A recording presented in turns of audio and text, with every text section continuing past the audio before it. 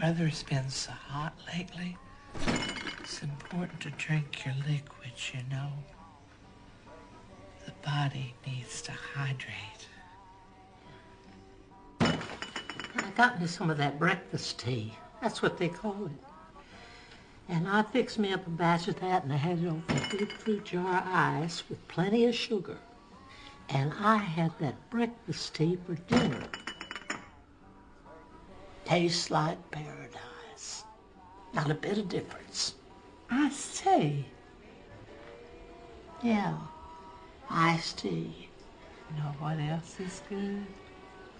Iced coffee.